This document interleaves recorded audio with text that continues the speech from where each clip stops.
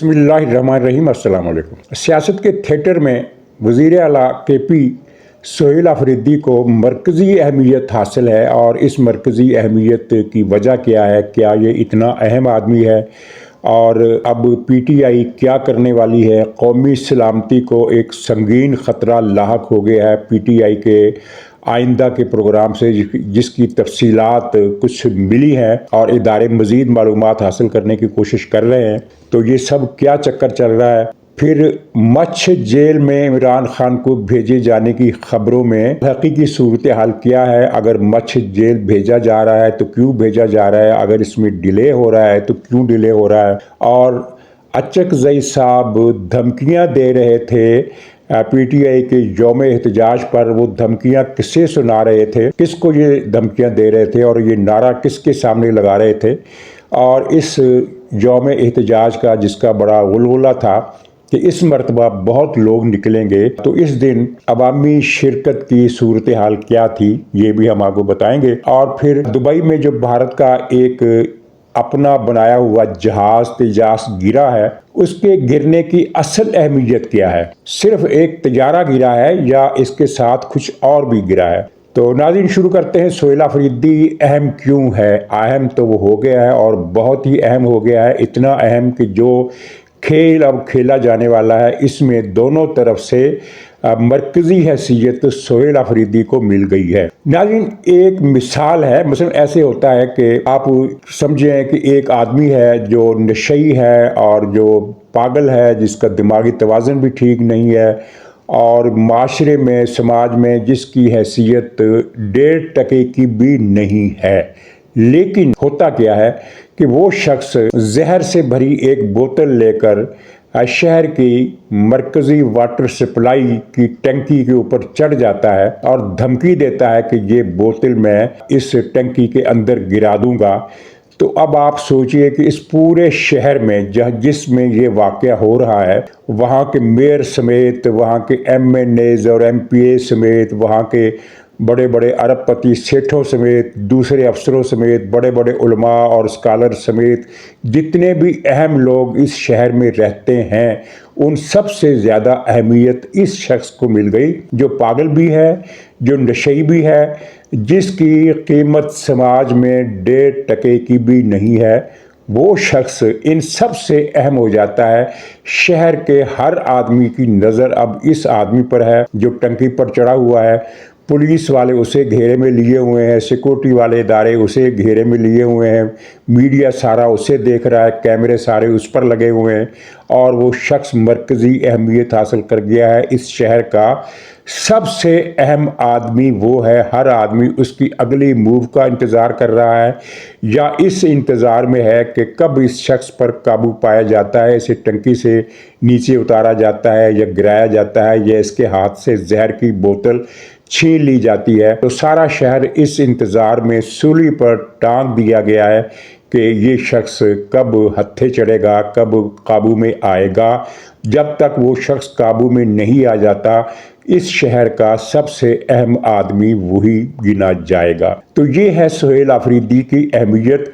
वज़ीर आला बनने से पहले इसे तो खुद PTI के लोग भी नहीं जानते थे, और जैसा कि रोज़नामा जंग ने अपनी रिपोर्ट में छापा कि इमरान खान को भी इसका नाम याद नहीं था कि इस नाम का भी कोई कारकुन है। PTI से पहले ये था ISF में, ISF नहीं, इंसाफ स्टूडेंट्स फेडरेशन जिसका नाम लिया जाता है। दरअसल ये आइस फेडरेशन है, यानी तालीमी इदारों को आइस नामी नशा सप्लाई करने वाली तंजीम, उसका ये सदर था। तो इमरान खान को इसका नाम याद होना चाहिए था, लेकिन ISF से निकलने के बाद जब ये PTI में आया तो इसके क्रेडिट पर कोई ऐसा काम नहीं, ना कोई जलसा, ना कोई तकरीर, ना कोई सियासी एक्शन, ना कोई सियासी कारनामा, जिसकी वजह से इमरान खान के जहन से, उसकी याददाश्त के खाने से इसका नाम निकल गया। और जब इसे वो मफरूर जो है मुराद सईद, उसकी तरफ से ये पैगाम दिया गया इमरान खान को कि नया वज़ीर आला इस शख्स को लगाया जाए, तो इमरान खान ने फिर इस शख्स को वज़ीर आला लगा दिया। और वज़ीर आला बनने के बाद ये आहिस्ता आहिस्ता अहम होता चला गया। क्यों?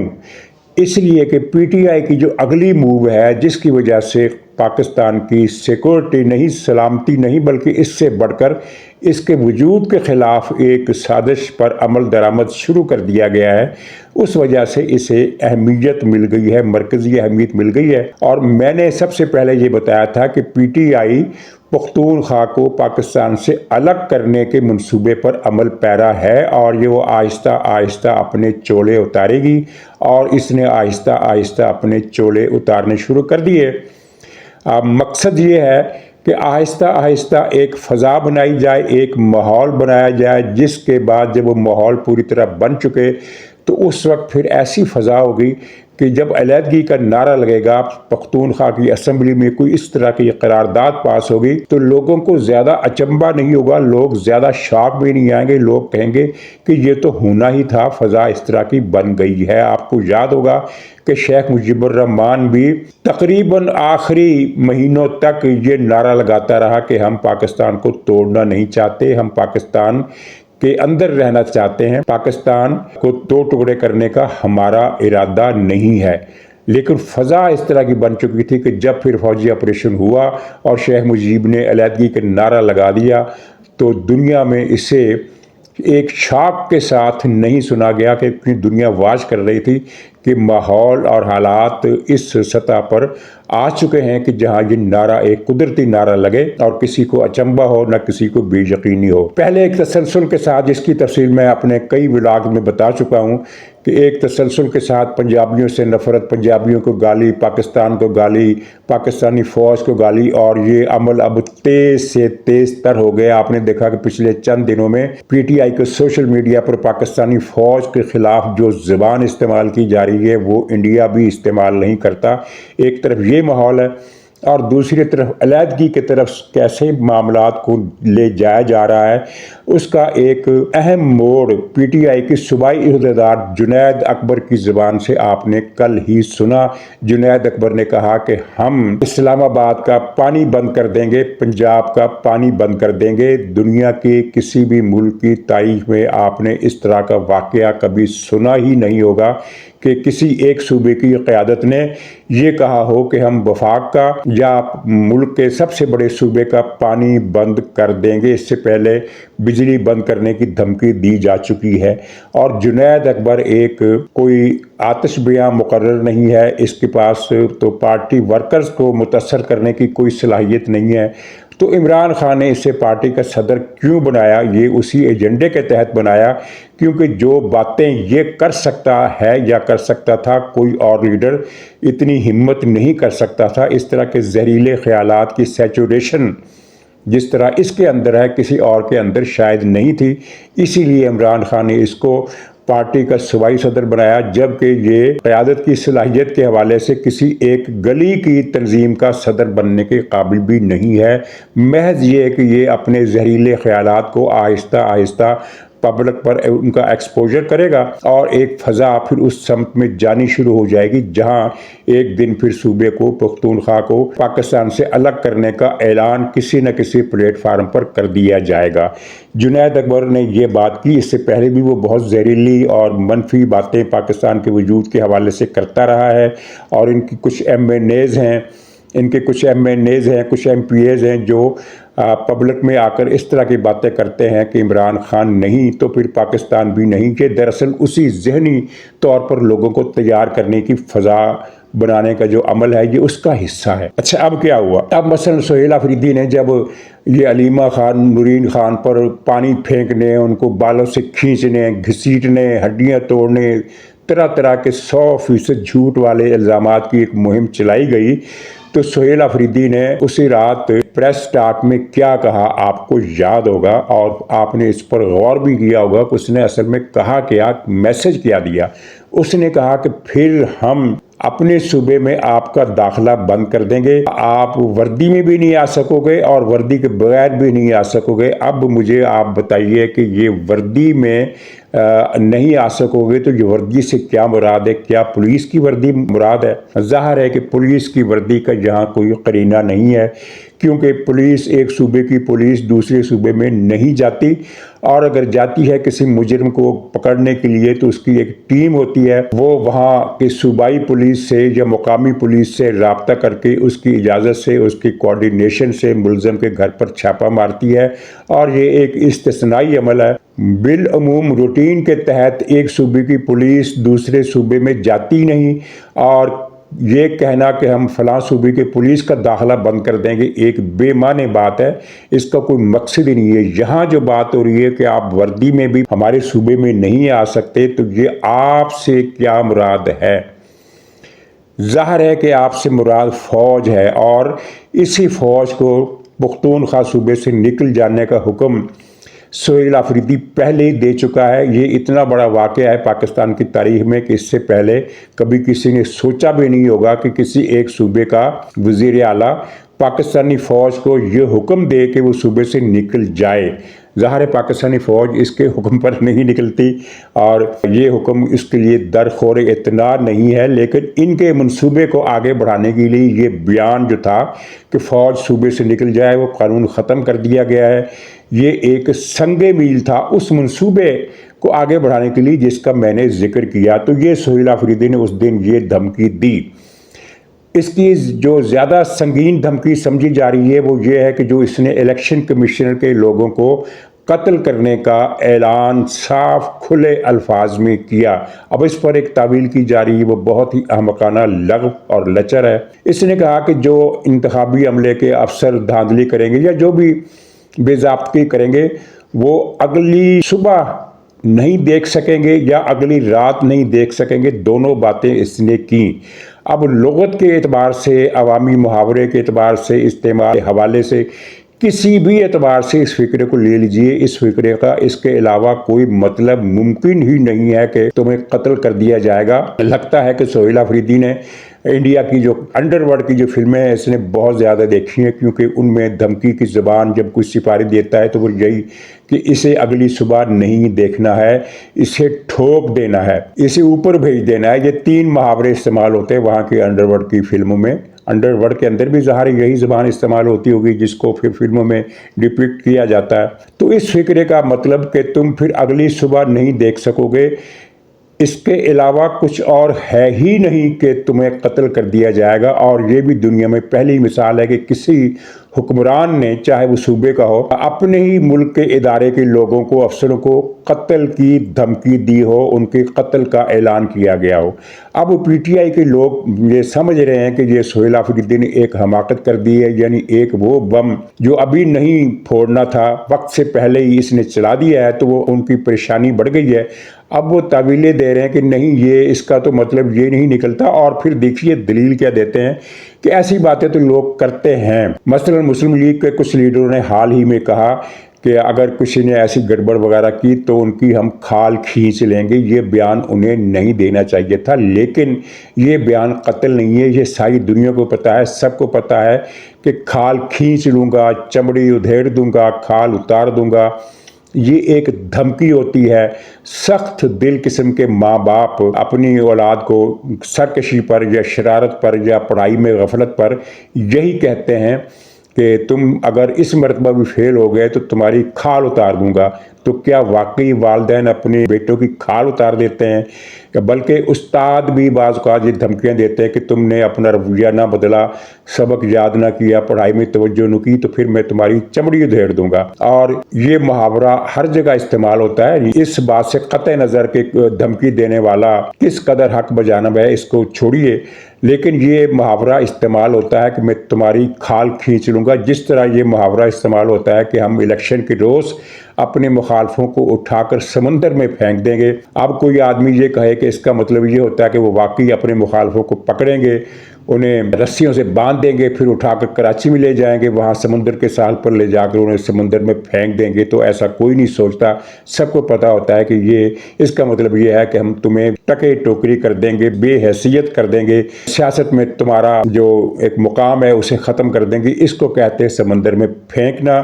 اسی طریقے سے یہ بھی ایک عام محاورہ ہے کہ میں تمہاری کھال کھینچ لوں گا، اور یہ فکرہ کہ تم صبح کی روشنی نہیں دیکھو گے یا تم رات کی شام کی تاریکی نہیں دیکھو گے، اس کا مطلب قتل کے علاوہ کچھ ہے ہی نہیں۔ یہ سنگل میننگ والا ایڈیم ہے، اس کا اور کوئی مطلب ہی نہیں ہے کہ سوائے جیسے کسی کو کہا جائے کہ حکومت نے فیصلہ کر لیا ہے کہ اشتہاری مجرموں کو پار کر دیا جائے گا۔ اب کوئی یہ کہے کہ پار کرنے کا مطلب دراصل یہ تھا کہ کوئی اگر لاہور کا مجرم ہے تو اسے لاہور سے پار کر کے ملتان بھجوا دیا جائے گا، تو ظاہر ہے یہ مطلب نہیں ہے۔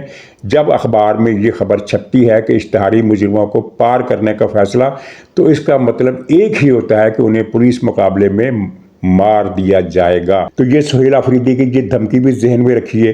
اب یہ معاملات اس طرف لے جائیں گے۔ پھر انہوں نے ایک سوال بھی کرایا اپنے ایک صحافی کے ذریعے، اپنی ایک حامی کے ذریعے، کہ کیا آپ پختونخوا کو پاکستان سے الگ کرنا چاہتے ہیں؟ تو سہیل آفریدی نے کہا کہ نہیں، ہم محب وطن ہیں، ہم پاکستان کو توڑنے کا سوچ بھی نہیں سکتے۔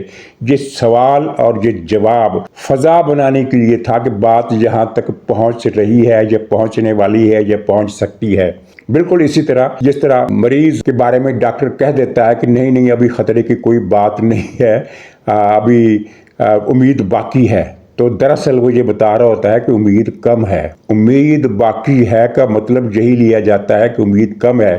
تو یہ سوال جواب دراصل یہ بتانے کے لیے تھے کہ معاملہ علیحدگی کا اعلان کرنے کی طرف جا رہا ہے، اور جو اداروں کو معلومات ملی ہیں وہ بڑی سنگین قسم کی ہیں، اور نظر آ رہا ہے، اور میں نے تو کئی مہینے پہلے سے یہ کہنا شروع کر دیا تھا کہ یہ معاملات کو اس طرف لے جائیں گے، آہستہ آہستہ ماحول بنائیں گے۔ آج پانی بند کرنے کی دھمکی دی ہے، کل کسی اور سنگین بات کی دھمکی دیں گے، فوج کو نکالنے کا یہ اعلان کر چکے ہیں، اپنے لوگوں کو مارے جانے پر یہ دھمکیاں دیتے ہیں کہ ہم آپریشن کا رستہ روکیں گے۔ بذات خود اگر کوئی صوبہ یہ کہتا ہے کہ ہم فوج کو آپریشن نہیں کرنے دیں گے، تو دراصل وہ ملک توڑنے کا ایک جزوی اعلان کر چکا ہوتا ہے، اور یہ اعلان انہوں نے کر دیا ہوا ہے، اور اب معاملات کو آگے لے جایا جائے گا۔ ان کے رستے میں رکاوٹیں کیا ہیں؟ ایک رکاوٹ تو یہ ہے کہ جن طالبان کی مدد کی آس میں یقین ہے ان کو کہ ہم یہ کام کر گزریں گے، وہ طالبان کمزور پڑ رہے ہیں۔ اور دوسری بات یہ ہے کہ پختونخوا کے عوام کی بھاری اکثریت 100% کا دعویٰ کرنے والے غلطی کرتے ہیں، لیکن بھاری اکثریت کسی بھی قیمت پر پاکستان سے علیحدگی کا تصور قبول ہی نہیں کر سکتے۔ اس چکر میں پی ٹی آئی پختونخوا کے اندر بھی غیر مقبول ہونا شروع ہو گئی ہے، لیکن خطرہ ہے، اس کی سنگینی کو نظر انداز نہیں کیا جا سکتا۔ اب الیکشن کمشنر کے ایشو میں آ جائیے۔ الیکشن کمشنر نے اسے طلب کیا، لیکن یہ آدمی وہاں نہیں گیا۔ اطلاع یہ ہے کہ ان لوگوں کا اجلاس ہوا جس میں پریشانی ظاہر کی گئی کہ اب کیا ہوگا، تو اس میں ہی یہ طے کیا گیا کہ پیش نہیں ہوں گے، اور وہ پیش نہیں ہوا۔ اس کے بجائے یہ پشاور ہائی کورٹ چلا گیا کہ الیکشن کمیشن کو میرے خلاف ایکشن سے روکا جائے۔ میں نے تو کوئی ایسی غلط بات کی ہی نہیں ہے، اور پھر یہ بھی کہا کہ میں تو جلسے میں گیا تھا، کوئی یہ تو نہیں کہا تھا کہ لوگوں سے کہ ہمارے امیدوار کو ووٹ دو، تو پھر میرے خلاف کیوں کارروائی، ضابطے کی کارروائی کیوں ہو رہی ہے؟ بھئی الیکشن کے جلسے میں جانا ہی ضابطے کی خلاف ورزی ہے، تقریر کرو یا نہ کرو۔ خیر یہ ایک الگ ایشو۔ اب دو ایشو پر ان کے خلاف کارروائی ہو سکتی ہے، الیکشن کمشنر کی میں بات کر رہا ہوں۔ ایک یہ ضابطہ اخلاق کی خلاف ورزی کی جلسے میں گیا، اور اس جلسے میں ایک اشتہاری مجرم عمر ایوب بھی موجود تھا، اور دوسرا یہ کہ اس نے ریاستی ادارے کے افسروں اور اہلکاروں کو قتل کی دھمکیاں دیں۔ یہ دو الگ الگ کیس بنتے ہیں جس پر الیکشن کمشنر کچھ بھی کارروائی کر سکتا ہے، اور کوئی خطرناک فیصلہ اس کے حق میں آ سکتا ہے، اس کے لیے خطرناک فیصلہ آ سکتا ہے۔ اتنی جلدی نہیں، ظاہر ہے کئی سماعتیں ہوں گی، اور ہر سماعت کے بیچ میں التوا کا وقفہ ہوگا۔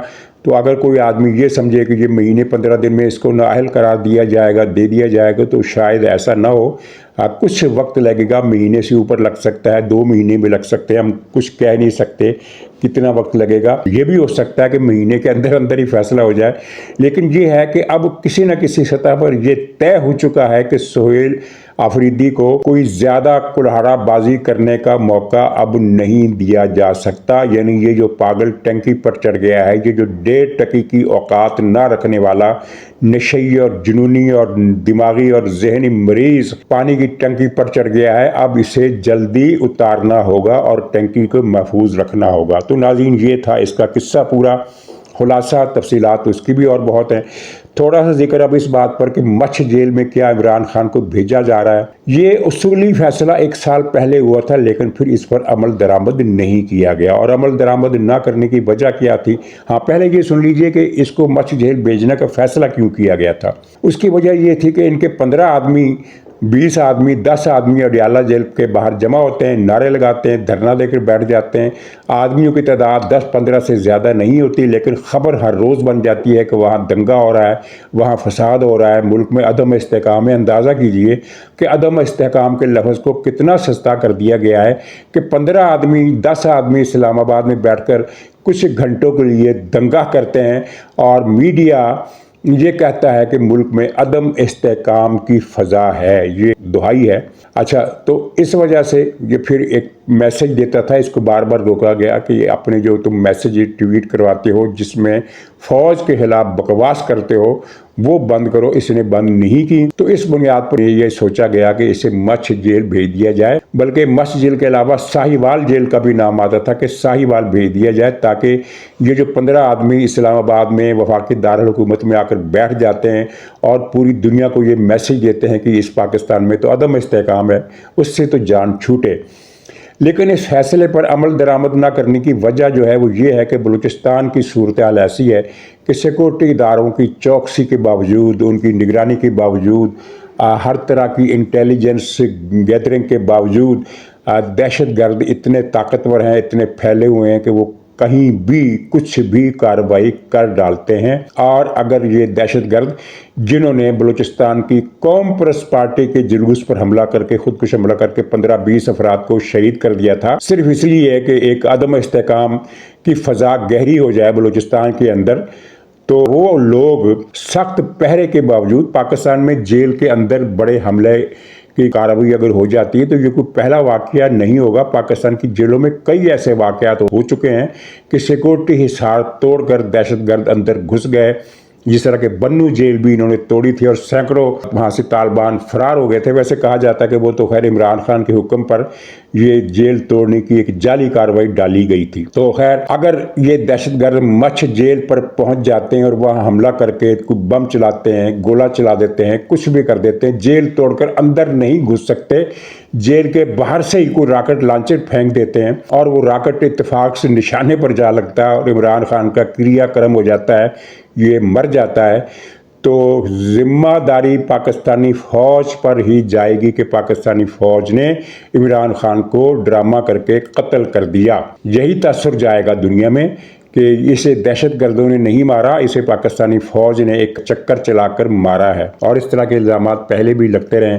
मसलन एक फर्जी एक कहानी बनाई गई कि इमरान खान को फूड पॉइजनिंग के ज़रिए हिलाक किया जा रहा है, उसे जहरीली खुराक दी जा रही है, हालांकि वहाँ डॉक्टरों का एक बोर्ड बैठता है जिनमें PTI के अपने डॉक्टर भी होते हैं।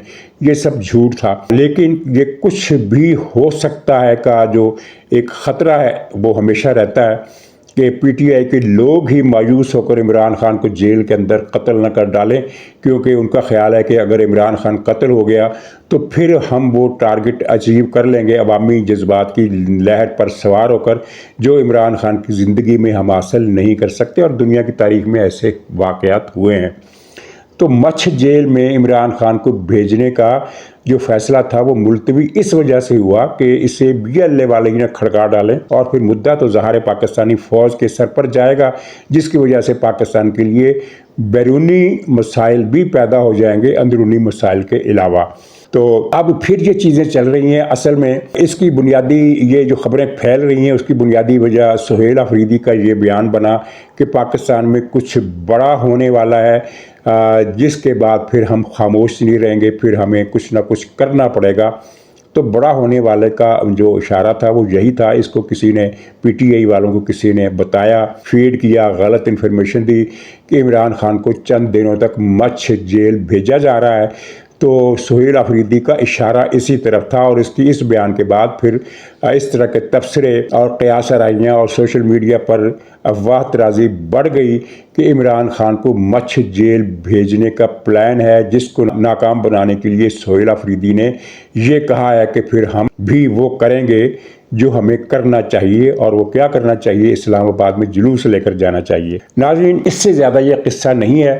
اور کل جمعہ کو یوم احتجاج تھا، جس کے بارے میں پی ٹی آئی بہت زور و شور سے اپنے سوشل میڈیا پر یہ پروپیگنڈا کر رہی تھی کہ اس روز سونامی آئے گا، لاکھوں عوام سڑکوں پر نکل آئیں گے اور یہ تحریک شروع ہو جائے گی اور وہ کام ہو جائے گا جو 26 نومبر کو نہیں ہو سکا، جو 9 مئی کو نہیں ہو سکا.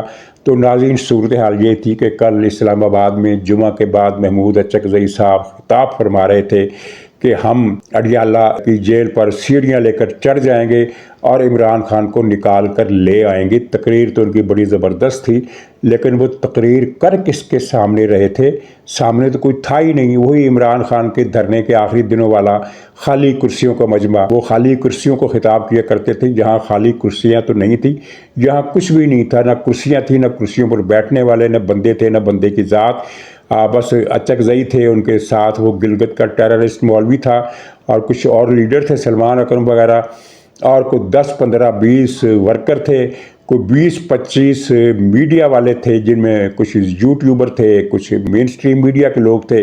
20-25 وہ لوگ تھے اور 15-20 ورکر تھے. یعنی کیمروں کی تعداد حاضرین کے تعداد سے زیادہ تھی. اور یہی صورتحال پورے پنجاب میں رہی. پنجاب میں کئی جگہ پر ان کے جلوس نکلے.